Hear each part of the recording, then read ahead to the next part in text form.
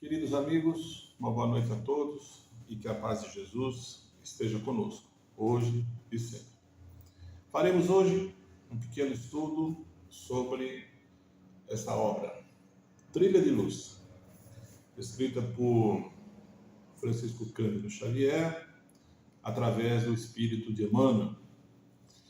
Meus amigos, Emmanuel não foi só o grande benfeitor de Chico Xavier nessa encarnação. Ele também foi o grande idealizador e responsável pela tarefa mediúnica de Francisco Cândido Xavier. Emmanuel escreveu por Chico Xavier mais de 100 livros, livros extraordinários, livros fantásticos, alguns deles mencionando a luz, a caminho da luz, amor e luz, luz e vida, a última obra, Caminho Iluminado, enfim, várias vezes ele fez referência à questão da luz. E nesse livro de mensagens e meditações, ele esclarece logo que a alma humana, de um modo geral até agora, é um complexo de luz e sombra. E por mais que nos desinteressemos de semelhante realidade, a evolução e o aprimoramento nos exigem a ampliação da luz. Ou seja, quanto mais luz, mais conhecimento.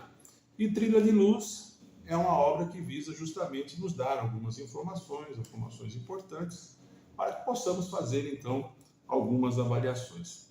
Eu vou escolher aqui na noite de hoje, 2 títulos, visto que não seria possível falar sobre a obra toda, mas 2 títulos que me chamaram a atenção. O primeiro dele já tem um caráter simbólico muito importante, que é Meia-Noite, que ele conta, aliás, ele discorre a partir de uma passagem que está lá em Atos dos Apóstolos, Atos 16, 25. E ele fala o seguinte: era perto da meia-noite. Paulo e Silas cantavam hinos a Deus, e os outros os escutavam. Essa passagem, meus amigos, ela se refere à segunda viagem de Paulo, aqui ao lado de Silas, quando ele percorre algumas regiões que ele já tinha passado, mas em especial em outras onde ele está levando não só a divulgação do Evangelho, mas também no sentido de angariar recursos para a igreja primitiva de Jerusalém. E eu digo isso porque a Bíblia faz essa referência nessa passagem específica, mas eu particularmente, eu tenho como baliza essa obra aqui, Paulo Estevão. Paulo Estevão, para mim, é talvez a obra mais importante de Francisco Cândido Xavier. Eu confesso aos senhores que eu doei todos os meus livros, exceto Paulo Estevão. Eu ainda não me desapeguei dessa obra. Paulo Estevão é uma obra-prima, escrita por Emmanuel, e para mim ela é um complemento de Atos dos Apóstolos. E ele esclarece essa situação com muito mais detalhes, que nós vamos tentar tratar aqui rapidamente. Como dizíamos, Paulo e Silas encontravam-se em viagem, depois daquela reunião em Jerusalém, aonde Tiago havia questionado a necessidade de angariar recursos para a igreja primitiva. E isso o fazia, de uma certa forma, ainda manter alguma ligação com os judeus de Jerusalém. E Paulo, de uma certa maneira, pregava a absoluta separação de ideias. E aí então ele resolve, nessa jornada, ao lado de Silas, com quem ele tinha até um pouco mais de intimidade, lembrando que na primeira viagem de Paulo, ele estava ao lado de Barnabé. Aqui ele resolve então percorrer por todas aquelas cidades, ou por algumas daquelas cidades que ele já havia passado, reafirmando o evangelho primitivo e trabalhando no sentido de angariar recursos para a igreja de Jerusalém. E essa passagem, meus amigos, é muito interessante no livro, porque é um capítulo específico, onde ele conta essa jornada, saindo de Antioquia, passando por Tarso, que era a sua cidade natal. E aqui ele faz algumas lembranças, como por exemplo da sua infância.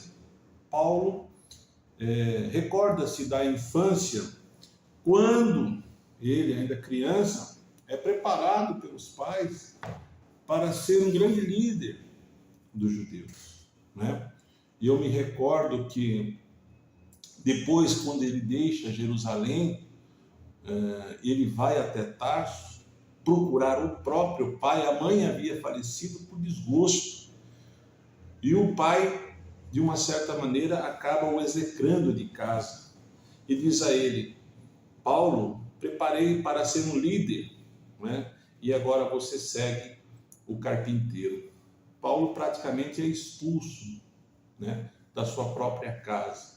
E nessa passagem, tem aqui em Paulo Estevão, tem uma lembrança muito importante, porque ele é expulso de casa, mas depois o pai se arrepende e pede para que um de seus servos o leve algum dinheiro, e Paulo então pensa em não acolher aquele recurso, mas ele engole o seu orgulho, recebe aquele dinheiro, que ele compra o primeiro tiar, porque ele tinha que se manter vivo, trabalhando, e a profissão era a de tecelão, né?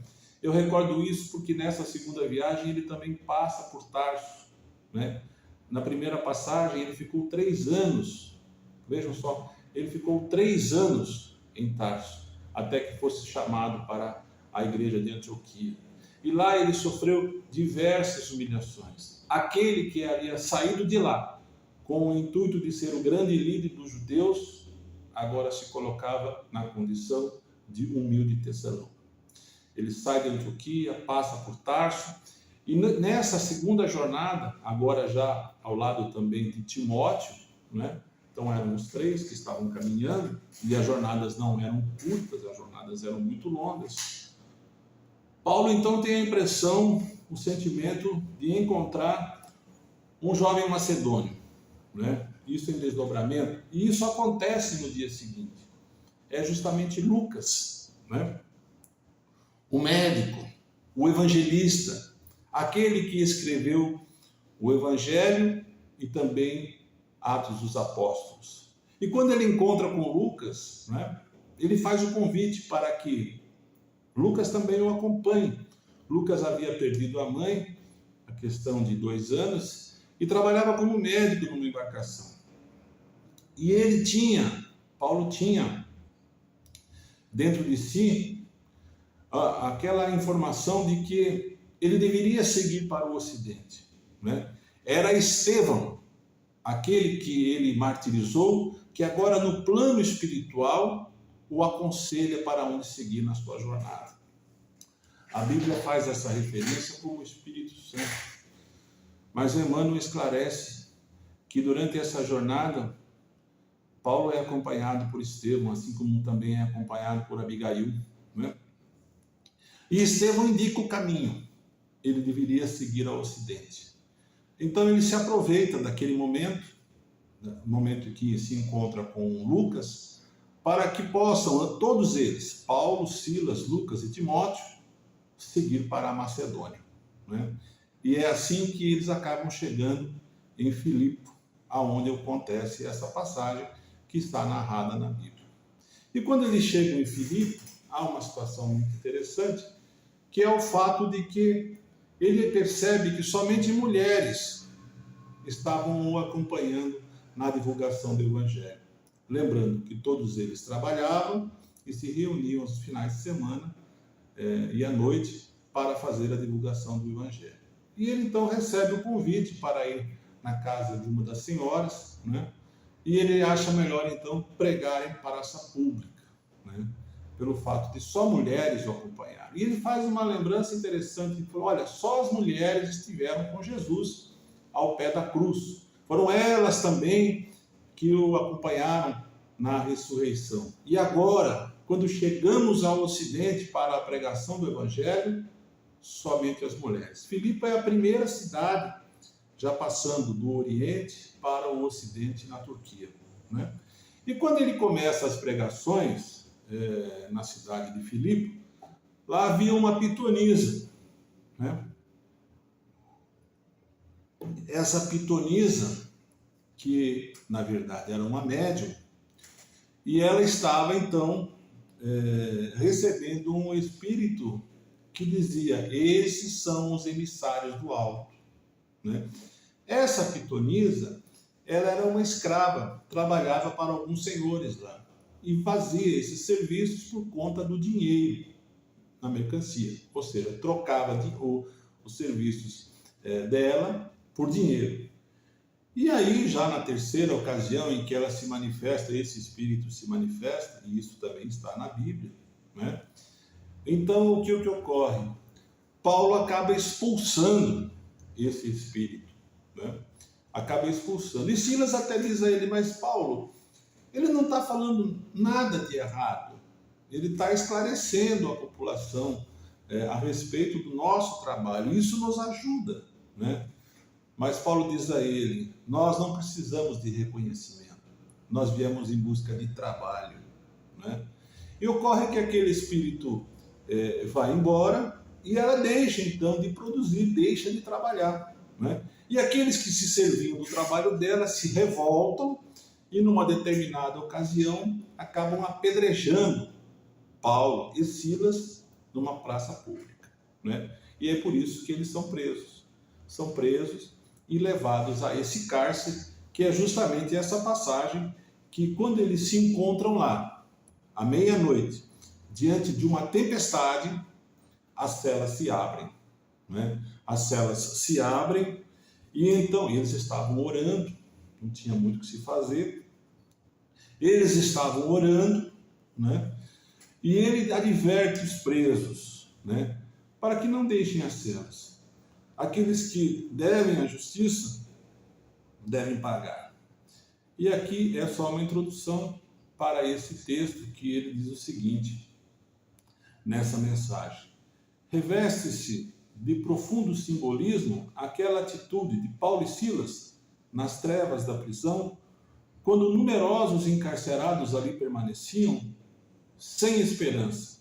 Eis que os herdeiros de Jesus, embora dilacerados e açoites, começavam a orar. E o ensinamento aqui, meus amigos, é justamente esse. Veja só, Paulo passa por muitas dificuldades, por muitas humilhações, né? E mesmo nas situações mais difíceis, ele não se revolta. Ele recorre à oração, à fé, acreditando naquilo que ele estava pregando. Ele era, de fato, um emissário do alto. Havia sido açoitado, preso, encarcerado, né? No entanto, estava lá por defender Jesus, né? E aí eu faço essa pergunta justamente para nós. Será que diante dessas situações de dificuldade extrema, nós então temos uma atitude como a de Paulo, à meia-noite, rezar, acreditar, saber que muitas vezes são situações que temos que passar, são situações que estamos resgatando, né? E isso, de uma certa forma, o Espiritismo nos esclarece, né, com muita propriedade. E só nessa pequena passagem, né, de Paulo, né, nós temos significativos exemplos. A fé, né, a determinação de Paulo, a modificação de Paulo, desde quando ele encontrou Jesus lá no caminho de Damasco, lembrando que não de imediato ele começa a pregar, mas ele tem que se preparar para aquela situação. A humilhação que ele passa na própria casa dos pais, né? O orgulho ferido, né? Ou seja, todo esse sofrimento, e ele se manteve firme. Firme a ponto de que, quando as travas da prisão se abrem, ele adverte aqueles que estão com ele, né? Aqueles que têm dívida com a justiça, que as paguem. É uma questão de justiça, né? E ele fala aqui, nessa interessante, né, nesse texto, que conhecimentos generosos permanecem eclipsados, noções de justiça e direito, programas de paz e tratados de assistência mútua são negados ao esquecimento. Muitas vezes, meus amigos, essas situações que estamos passando são justamente momentos de esclarecimento que precisamos passar, né? E o interessante é que nenhum dos presos, nenhum daqueles acabam fugindo. E no dia seguinte, né, o carcereiro tenta inclusive suicídio. E aqui há uma situação muito interessante, porque eu li essa passagem algumas vezes, e na Bíblia, né, há uma referência de terremoto. E aí eu fiquei pensando, ou talvez tenha sido intuído a pensar, né, que se houvesse um terremoto, talvez ele tivesse acordado, né? Havia, na verdade, segundo o nosso querido Emmanuel, uma tempestade. Paulo ainda evita que ele se mate, né? Que ele não cometa o ato do suicídio, tá certo? E eles são acolhidos. Quando a notícia chega para os juízes da localidade, eles mandam soltar os prisioneiros, Paulo e Silas, né? Mas ele prefere falar pessoalmente com eles. Ele invoca a citação de cidadão romano, né? Conversa com os juízes para que pudesse garantir a paz daquela localidade. Então, meus amigos, a reflexão que nós fazemos aqui diante desse aspecto, né, é que, mesmo diante de todas as dificuldades, nós devemos nos manter vigilantes, né? Orar, acreditar. Sabemos que muitas vezes, se estamos recebendo determinadas situações ou problemas, é porque a merecemos, né? E que podemos também, através desses problemas e dessas situações, fazermos dela o nosso conhecimento, o nosso aprendizado. Esse, talvez, na minha opinião, tenha sido o grande exemplo de Paulo. Ou seja, apesar de tudo que ele passou, ele não se revoltou, se manteve firme até o final na proclamação do Evangelho de Jesus, né? E um segundo texto que também me chamou a atenção, né, nesse livro, né, está na página 97, é um texto que Emmanuel ele faz várias comparações, e nesse texto ele trata da ciência e da religião, né? E ele esclarece aqui, né, que o bem geral é o fim, né? O justo exame, né? Ou seja, a ciência, de uma certa maneira, ela tem que caminhar ao lado da religião, no sentido da luz, né? E ele nos adverte, a ciência no mundo é um conjunto de afirmações provisórias, né? A religião é um acervo de revelações parciais, né? E esclarece ao final que não nos esquecemos que o sábio dos sábios, o anjo dos anjos, Jesus, sem analisar o mundo e sem julgá-lo, amou e auxiliou. Essa reflexão é muito interessante porque o Espiritismo, além de ser uma filosofia de vida, como nós vimos, né, também é uma ciência e é uma religião, né? E aqui nós fazemos alguns questionamentos, inclusive com relação a essa passagem de Paulo. Veja que a pitonisa, ela é citada no texto bíblico, ou seja, havia um processo mediúnico ali, né? Ou seja, se existe, nós não podemos negá-lo. Se existe, nós não podemos contrariá-lo, não é? Ou seja, vai chegar um dia que a ciência, caminhando junto da religião, ela chegará a descobertas, não é? Que hoje, infelizmente, o homem ainda não tem condição de chegar, não é? Quando nós vemos uma obra como Paulo e Estevão, essa obra extraordinária, né, escrita com tanta riqueza de detalhes, eu fico pensando quando a religião vai sair do seu pedestal, quando a ciência vai sair do seu pedestal e olhar para os mais humildes. Quando a ciência vai analisar esse novo paradigma, né, como diria Thomas Kant, né? Ou seja, aqui há um novo paradigma a ser conversado, ou seja, a comunicação mediúnica, né? A reencarnação. Ou seja, é preciso que ciência e religião caminhem juntos nesse processo da busca da luz, né? E é sobre esse aspecto, meus amigos, que o Espiritismo nos fortalece. Nos fortalece na medida em que nós conseguimos olhar para obras como essas, né? Por exemplo, Paulo e Estevão, como eu disse, né? E verificar, através da riqueza de detalhes que a obra produz, que Chico Xavier não teria condições de ter todo esse conhecimento, né? Que há um paradigma aqui que deve ser estudado, né? Que está fora das universidades, mas que ele existe dentro desse processo. Se nós não podemos confirmar, também não podemos negar. A advertência que Emmanuel faz é justamente essa: ciência e religião devem caminhar junto ao caminho da luz, né? E essa reflexão nós devemos fazer, ou seja, nós devemos olhar para tudo que estamos vivendo, para essa realidade, quando nós olhamos para as estrelas, olhamos para os céus, olhamos para a nossa própria existência, nós percebemos que há algo de extraordinário por trás disso tudo, né? Que nos faz pensar.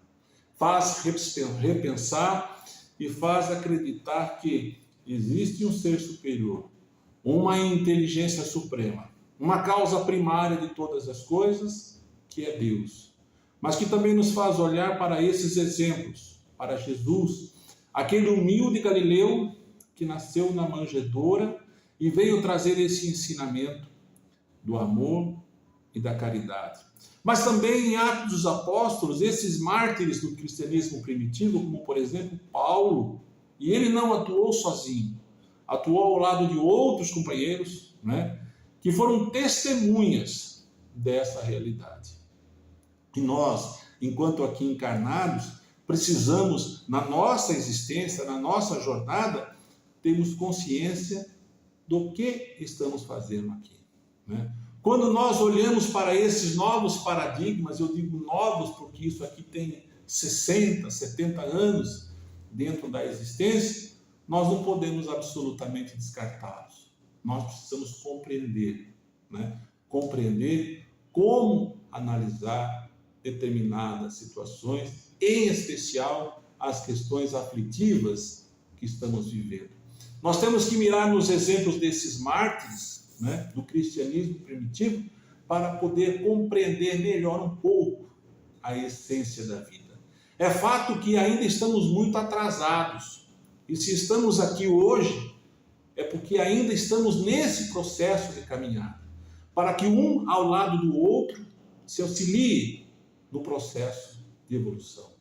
Eu quero crer, meus amigos, que a ciência ainda não olhou para Pedro Leopoldo, não olhou para Francisco Cândido Xavier, mas esses novos regenerados que estão chegando, essas crianças de hoje, com certeza no futuro terão esse trabalho, porque eu acredito que Chico Xavier cumpriu de forma impecável a sua missão, de forma extraordinária, não só nos seus exemplos de vida, mas também nessa obra que ele nos traz.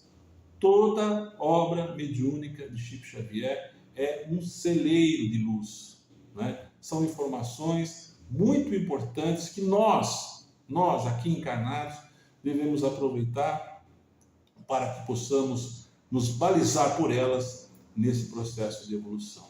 Sem queixas, sem reclamações, compreendendo que estamos num processo de aprendizado e que o Evangelho de Jesus é a grande bula, é a grande receita para o caminho do sucesso.